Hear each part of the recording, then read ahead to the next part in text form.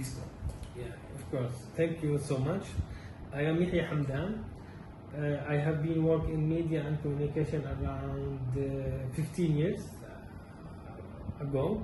So now I am in Malaysia here. I'm doing my PhD in media and communication, and also I do part-time of job here in ISCO in media and communication, supervisor in everything related communications and the news and to make any documentary or the video regarding these organizations.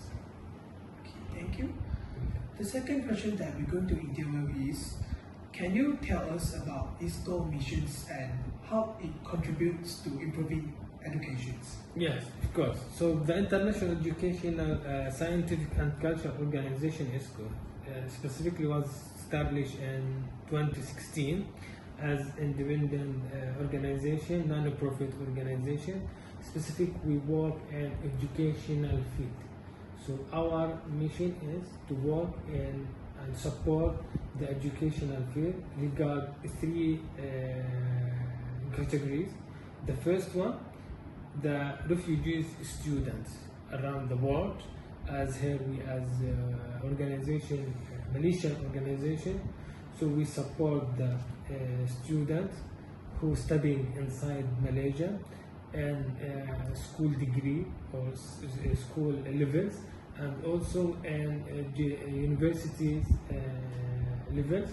The first one, we support them by programming, give them sponsorship and the scholarship for them, specifically who come from that hard zones and hard area, and they want to continue their education.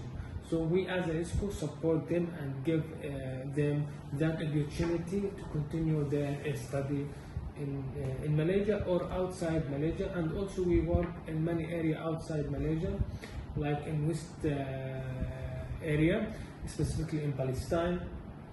We support the universities, we support the college to build and rebuild some labs, and also the second mission of us to give that right of education for all people around the world, specifically who want and who needs that education, and his opportunity is hard to take the education.